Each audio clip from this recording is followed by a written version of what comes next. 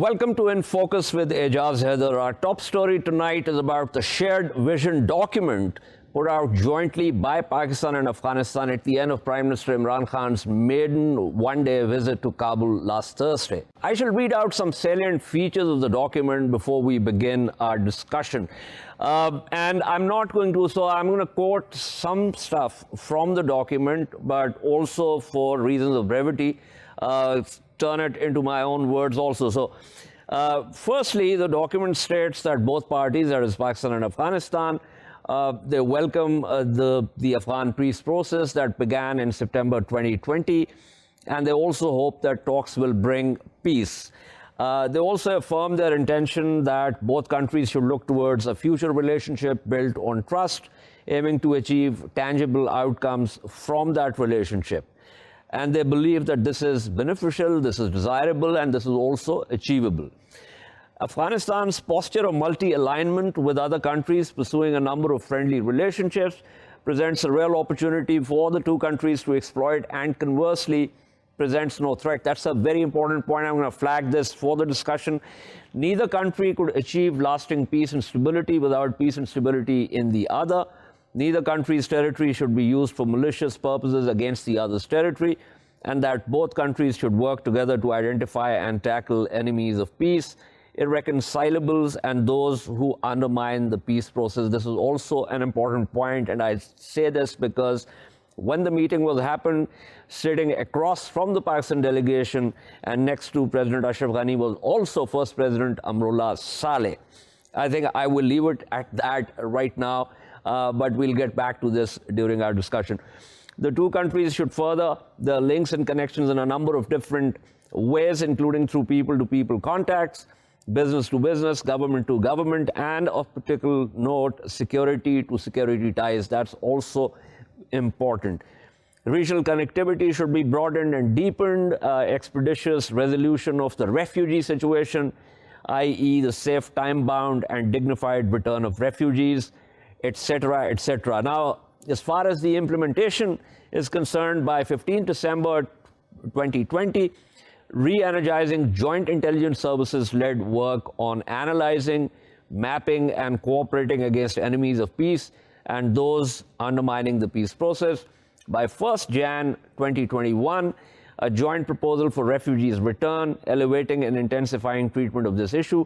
And by 1st January 2021, also a joint proposal to further regional connectivity in a way which strengthens both Afghanistan and Pakistan, but also the wider region.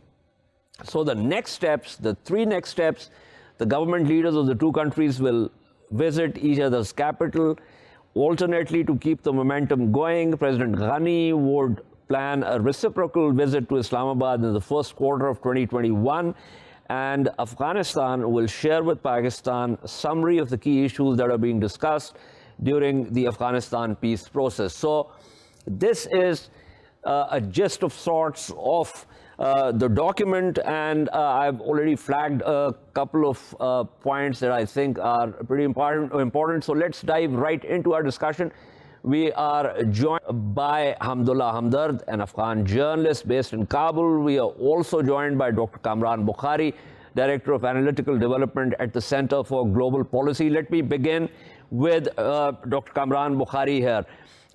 Kamran, I think this re-energizing joint intelligence services led work on analyzing, mapping, and cooperating against enemies of peace and those undermining the peace process.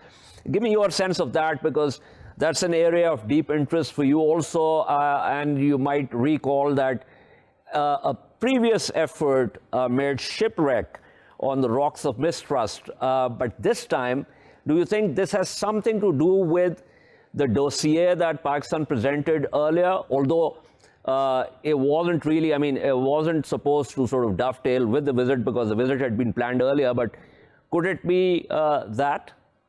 It could be, Ijaz, but I would like to point out that from the point of view of the Afghan government, they don't have much of a choice here. Their biggest patron, the United States, is negotiating with their biggest enemy, the Taliban. So the Afghans have no choice but to enter into an agreement that is serious. And in the past, they had the time to sort of, and the room and the space to sort of like say, okay, drag their feet. And this level of intelligence cooperation, they could afford to sort of do without. But with time running out and the United States really wanting to close the chapter on this war, I think the Afghans have had no choice but to work with the Pakistanis. Trust is another development, is another thing. It'll take time to develop. Right. We know that Pakistan and to some extent Iran have received Afghan refugees. That's call it the tyranny of geography, or call it, the traditional sort of historical ties, on both sides of the international border.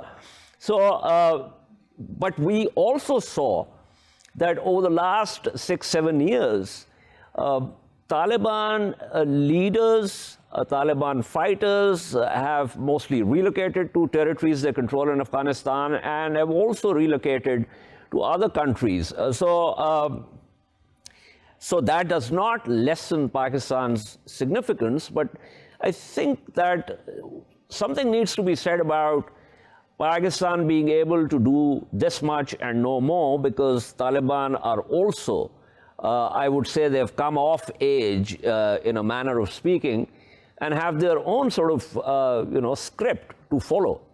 Taliban are not to Pakistan what the Lebanese Hezbollah is to Iran. This isn't that client proxy relationship in a classic sense. The days of when the Taliban, when Pakistan used to say jump and the Taliban used to say, sir, how high, they're long behind us. And the Taliban, as you said, have come of age. They have other options. They've been courted by a lot of international capitals. Their Politburo exists in Qatar. They have close relations with Turkey, relations with Saudi, UAE, Iran.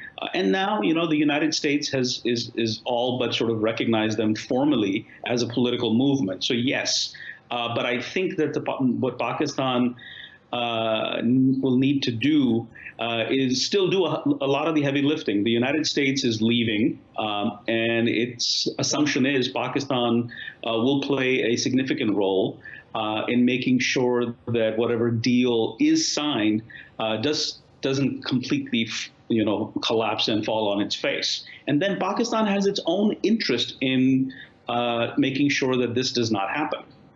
Absolutely. One other interesting point, Kamran, had to do with Afghanistan's posture of multi-alignment, and the document has multi-alignment in inverted commas. And it goes on to say that pursuing a number of friendly relationships presents a real opportunity for the two countries to exploit, and conversely presents no threat. Now, this seems to be a not so veiled reference to Pakistan's concerns about Indian presence.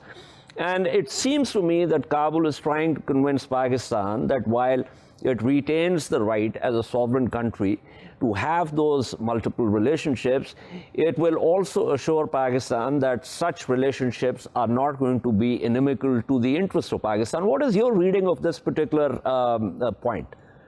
Look, I think that this was important for Pakistan to sort of have it in writing. But again, something that's in writing does not translate into reality. The Afghans need leverage with Pakistan. India provides that leverage. But I do want to point out, Ijaz, that I think, and this is sort of my humble opinion, that there is a certain level of hyperbole in Pakistan regarding the Indian presence in Afghanistan. So over the years, we've seen so much, if you will, again, using the word hyperbole, about an exaggeration about India's presence. I mean, there is no border that India has. We need to keep that in mind. There's a lot of money that the Indians put in.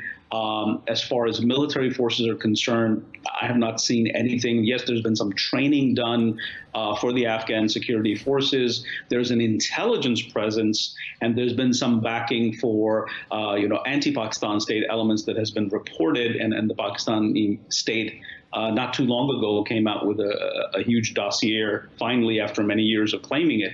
But I think the Indian presence in Afghanistan really needs to be placed in its geopolitical context, the reality on the ground, and really different and separate from, and this is in the Pakistani interest to do so, and separate from sort of like the general concerns that Islamabad always has about New Delhi. Right. Now, just to make this point, this is back in 2008 or 9. Now, I forget the year, but it's a matter of record. I interviewed Richard Armitage in his Virginia office for the Friday Times. And one of the questions that I asked him had to do with India's training and funding of Baloch terrorist groups.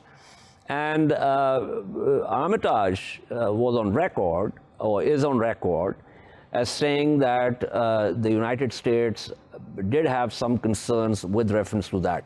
Now, we've also presented a dossier which has some specific information with reference to, transactions, with reference to telephone intercepts and the rest of it. So I think, won't you think that, the Pakistani concern is not just a matter of hyperbole, and that there is some, kernel of truth in what is being said? Absolutely. When I use the word hyperbole, I don't mean that there's sort of, it's completely untrue. It is true. I mean, frankly, I would be surprised if the Indians were not doing this as a counter. Yeah, I mean, I would be surprised. There's no doubt in my mind that this is happening. The question is in the context of Afghanistan. So, we need to place things in proportion. So, yes, Afghanistan seems to be that sort of space in which the Indians are supporting, Baloch separatists. But I think that Pakistan needs to look at Afghanistan beyond India. I mean, correct. From a geopolitical point of view.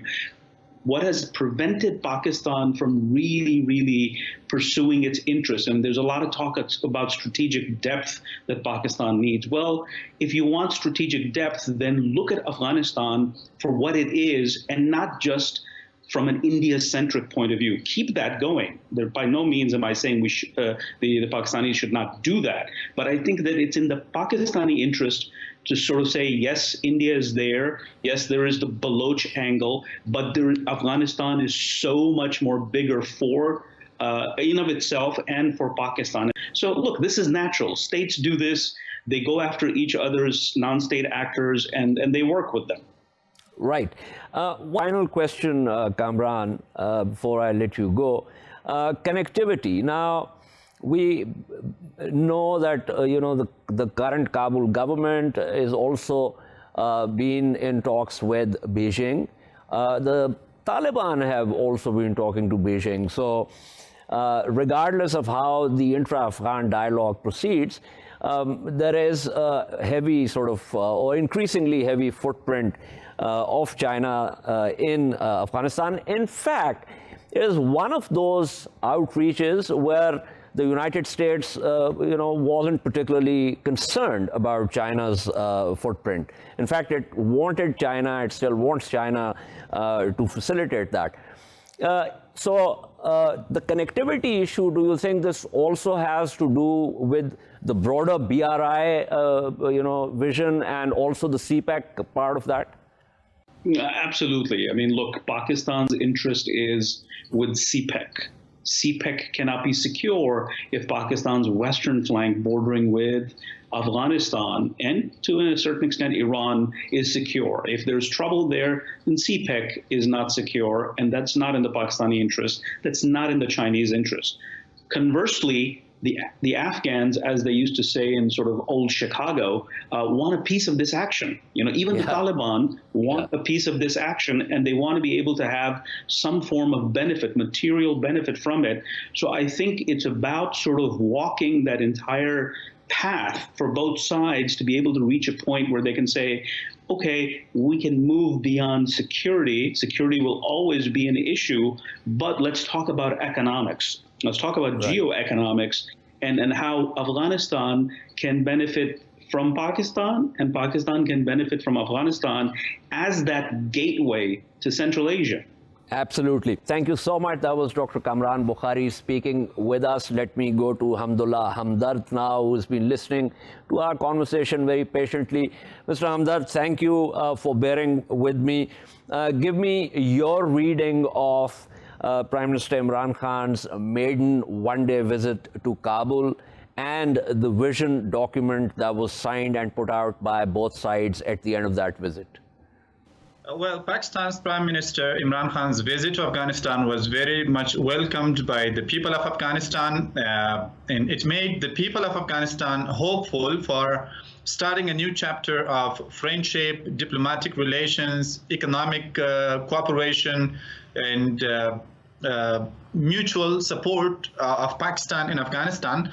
As Mr. Kamran said, that Pakistan should not focus on India's aspect or other aspects. Pakistan's focus should remain on economic cooperation with Afghanistan and on their own interest in benefit or securing their interest in Afghanistan.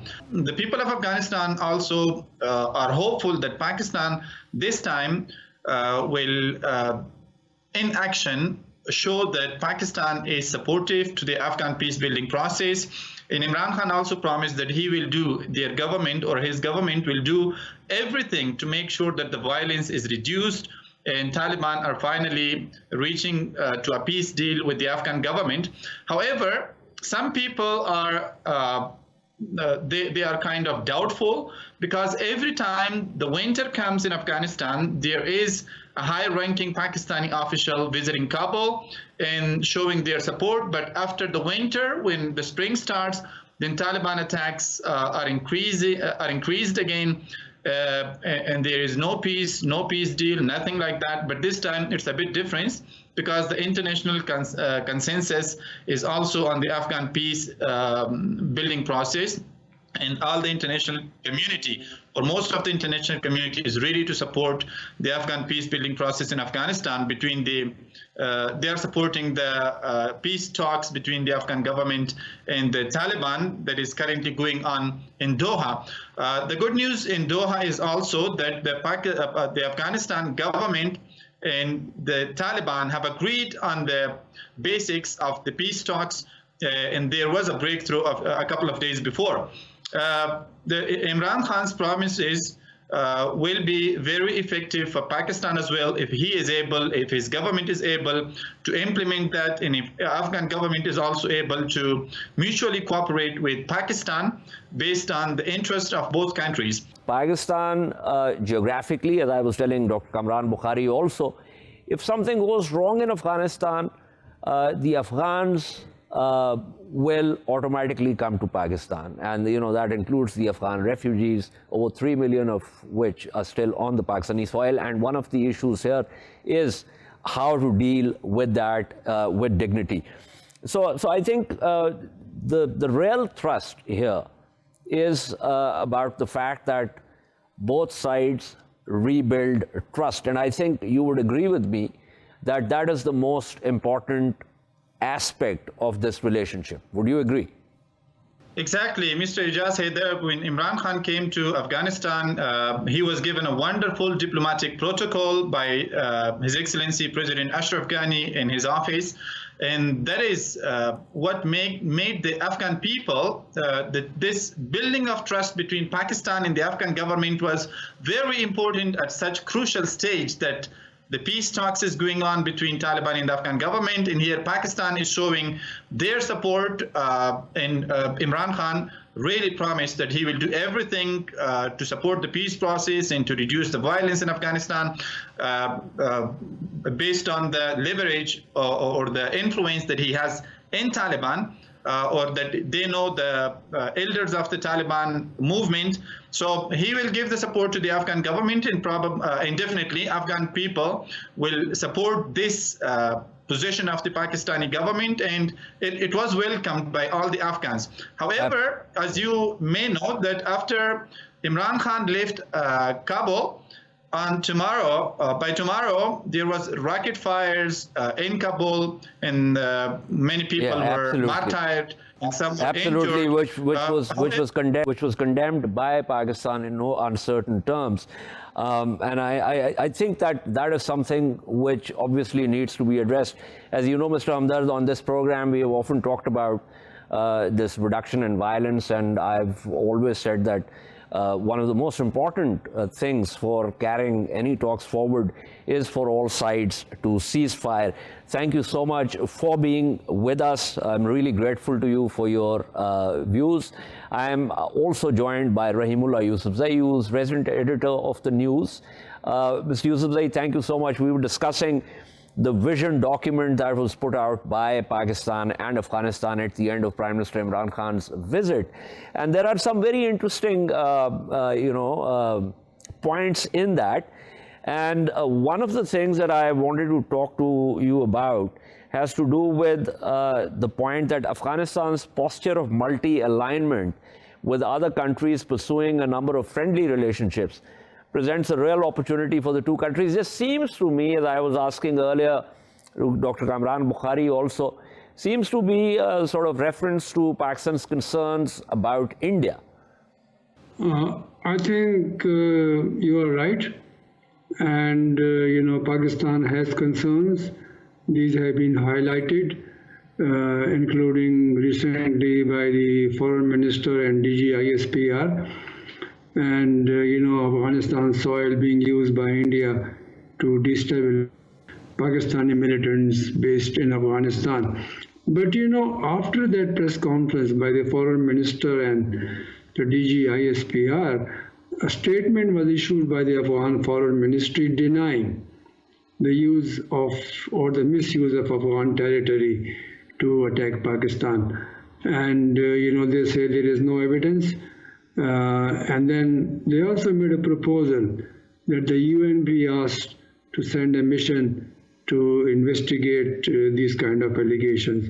So I think there's a state of denial in Afghanistan. Pakistan was very cautious in not directly blaming the Afghan government, but there's a limit to your patience. And, when it happens again and again, and when the Indian embassy in Kabul, names are being mentioned, these are the guys who are, sponsoring all these attacks. And then also the name of a former member of parliament from Nangarhar, Faridun Khan Mohammad, was mentioned, that he had a hand in the terrorist attack on the Agriculture Institute in Peshawar. So I think that, is real evidence. Now, if the Afghan government does not believe that, there could be a joint investigation. I remember in the past also these kind of allegations were made by both sides. And, they both gave a list of wanted people who were being harbored in the other country. And then the Afghan government also came up with a list of training centers which are being operated in Pakistan to train militants. And then, the US actually was asked to mediate. It didn't happen.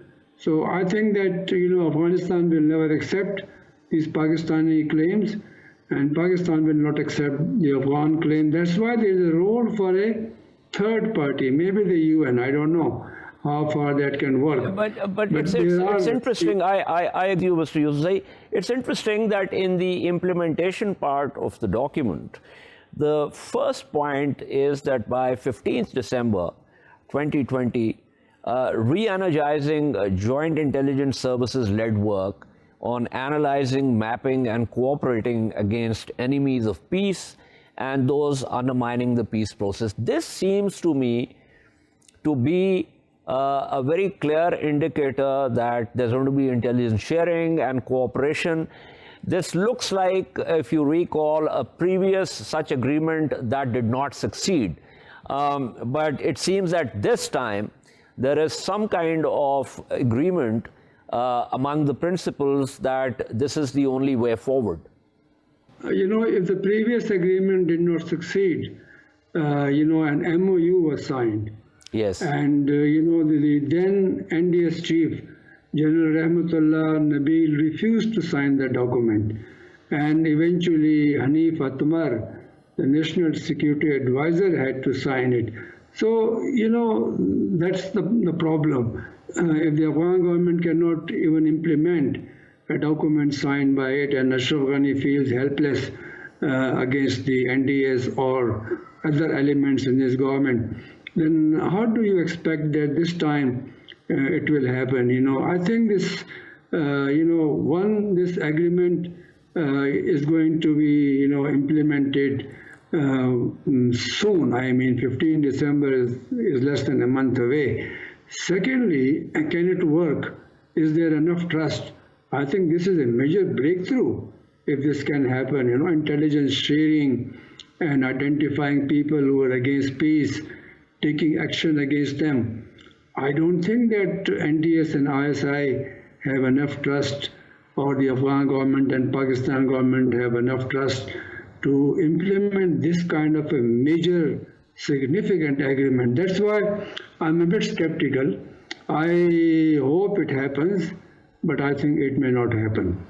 Right. We'll see, as you said, this is less than a month in which we'll see whether this actually works out.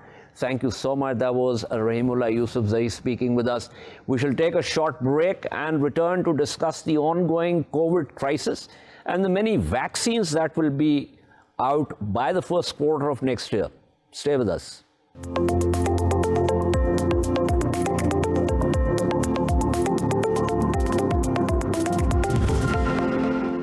Welcome back to In Focus. Our second story tonight is about the several vaccines that will be available from the first to the last quarter of next year.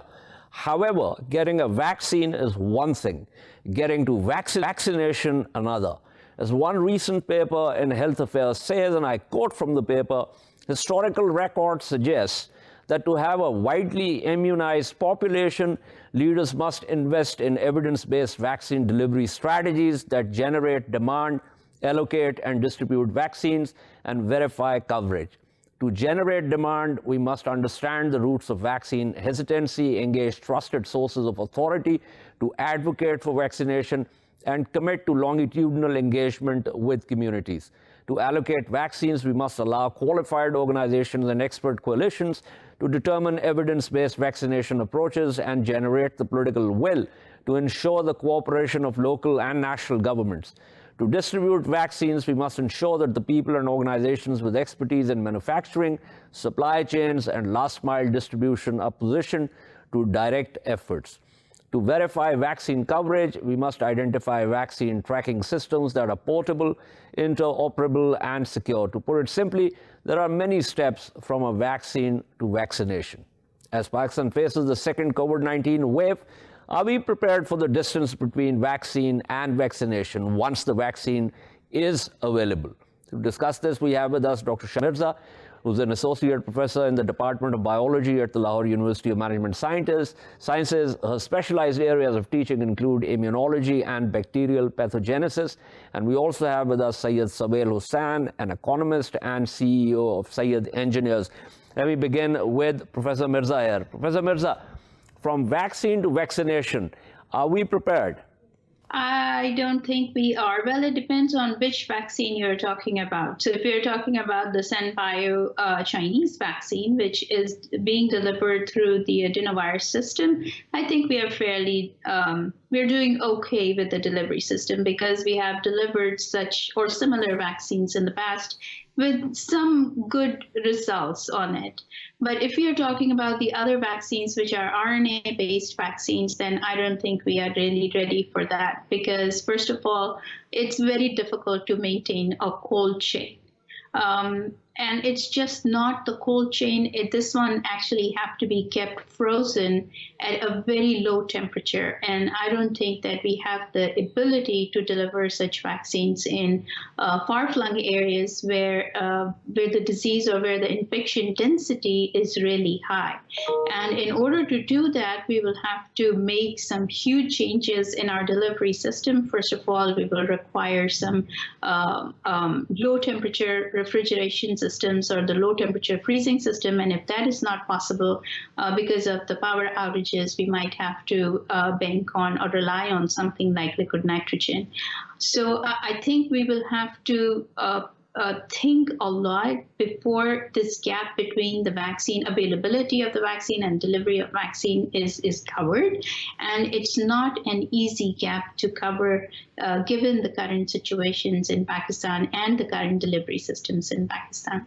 Right. Two related questions. One is, I want you to tell our viewers if one particular vaccine is enough, even if it's available for the entire population, or should we have more than one type of vaccine? How does it work, in the case of other diseases where vaccination is required?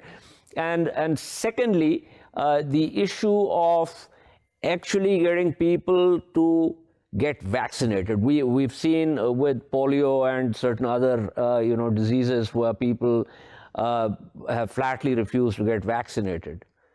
So as far as the types of vaccines are concerned, I don't think we need more than one vaccine. If we find a vaccine which is efficacious in our population and it works very effectively, provides 90% protection against the infection, then I don't think we need another vaccine. As far as the COVID vaccine is concerned, the adenovirus vaccine seems to be showing good responses. But again, we are in the very early, very initial stages of testing that vaccine. We will have to wait for at least a year before we find out whether this vaccine is going to work or not. There are other vaccines in pipeline, like the RNA-based vaccines. As far as my knowledge is concerned, I think those are better vaccines. But again, transporting them to areas where they are most needed will be very difficult. And as far as the type of response is concerned, I think that once again, it all depends on the type of vaccine. We can take an example of pneumococcal vaccine, where for every population, you need a slightly different vaccine because the serotypes of that infectious organism are different in different geographic areas. But COVID, because it is the same strain that is infecting all over the place with minor variabilities, I think the current vaccine should be effective and efficient if given appropriately to the population. Right. Go to Savail Hussain here. Savail, you obviously look into supply chains, distribution, procurement, and the rest of it. What is your reading of where we stand? Apparently some governments are, pre-booking the vaccine, or they've got these contracts with vaccine developers. So where exactly do we stand here? Okay, so now the thing is that the concern that I have is that most of the countries in the West have already locked in supply. So by some estimates, more than 50% of the three main leading candidates, two are the RNA type of vaccines, Moderna and Pfizer, and the third one is the Oxford one. They've already locked in supplies. So countries like us might be late to the convention, as I say, simply because the first step before you can proceed to the immunization program, which has its own complexities, and we can discuss those, is that you have to ensure supply. And now the government has recently allocated $150 million, and I'm guessing that that's going to go for one of the Chinese vaccines, which two of them are currently being tested here. One is CanSino, and the other is going to be Sinopharm. So the first thing to do is to lock in supply, and I think we are behind the curve there. Secondly, once we do start getting in the supply, and obviously we will have to pull in some favors from the Chinese to try and get us some of those vaccines in. The good news is that the CanSino vaccine, which is under trial, as well as the Sinopharm vaccine, which is an attenuated viral vaccine, do not require the kind of cold chain infrastructure that the RNA vaccines do. So we have, fairly deep experience in this country of immunization, whether it's the polio campaign or other drives. So we have that experience, we have that basic infrastructure on the ground. So that's a big plus. Right. But before we move on to that, there are two very important points. One is that you have to book your orders. And secondly, you need to allocate between $3 to $4 billion, depending on if you were to assume that the double dose is going to cost you about $40, and you want to immunize about 100 million people, then you will need to set aside $4 billion. Now, of course, if we get a grant or payment on deferred terms, that can be managed. The second thing, which is very important here in this distribution channel, is that it's not just the vaccine. You also need syringes and a host of other infrastructure. So Pakistan does not have a domestic syringe making capacity right now, which can cater to this kind of demand. Already 50% or more than 50% of the syringes that are currently in use in Pakistan are imported. So I think that also has to, we have to work on that, because syringes are going to be in short supply as the world rushes to get immunized. Right. Let me take what you have said back to Professor Mirza here. Professor Mirza, you heard Savail Hussain, and there's the issue of infrastructure, syringes. You also yourself talked about the efficacy of the RNA-based vaccines, but the problem is, of course, logistics and the temperatures and the rest of it. So what exactly, and Savail also said that, we are behind the curve as far as the procurement is concerned. So it seems to me that we might see very small percentage of population that can personally afford to actually get vaccinated, but as far as the rest is concerned, the government might not have the money, the government might be behind the curve. So what exactly are we looking at? So actually, even if we effectively, so one of the Chinese vaccines is, like I said, it's already under trial. And the idea is that they're going to vaccinate a decent fraction of population. And if that fraction of population gets vaccinated, at least we will be able to not completely break the transmission chain, but we will definitely be able to slow down the transmission. But yes, we need a tremendous amount of funding for to be able to give this vaccine to at least 60% of our population, so that we can develop some herd immunity against this infection. As far as the syringes and needles are concerned, yes, it is a concern. Resources are always very important, and you need to allocate resources for something as magnanimous as vaccination or immunization campaigns. But, EPI program is running, and EPI program has been vaccinating children against all the childhood infections, which include measles, mumps, rubella, tetanus, and pneumococci. So those things are working, and Pakistan had brought the numbers up significantly. They have put lots of procedures in place. Now you have an immunization card, and I think we might have to do something similar for the COVID as well, in order to streamline things such as immunization, to make sure that a certain percentage of this population is getting vaccinated. The other way around is to vaccinate people who are at a higher risk of getting infection and who are at a higher risk of transmitting that infection. And that is going to reduce the burden on cost, and we will be, so this is called targeted immunization, like we do for children, that pneumococcal infections is spread from children. So you just vaccinate children, you don't vaccinate elderly, and you just hope that immunity generated in children is going to protect elderly. So we can come up with something of this sort where we target this vaccine in people who are at a very high risk of developing this infection and at a very high risk of transmitting that infection. Right. Thank you. That was Dr. Shapar Mirza speaking with us. Before I wrap up, let me go back to Savail Hussain. Savail Hussain, targeted, vaccination and immunization brings down the cost and so on and so forth. But I just wanted to ask you, if you were advising the government, what are the 2 or 3 salient sort of points that you could come up with reference to how to go about this? Well, the first thing, like I said, is that we need to lock in supply. And for that, if we have to pull in some political favors, we will need to do that. We will have to effectively engage our diplomatic apparatus to mobilize not just the Chinese, but also the Oxford vaccine. The great news out today, this afternoon, has been that the Oxford vaccine is also up to 90% effective. And they have said that the first several billion doses, they are going to be giving out at cost. So that's roughly between $6 to $10 for a double dose. So I think we need to start engaging with them. And that's something which we can, so that's the first step. The second step, obviously, we need to organize, we need to create a kind of a management cell, perhaps at the NCOC level, whereby, all the parts which fit into this whole, the vaccine, the syringes, and the distribution, there needs to be a robust action plan that needs to be developed ASAP.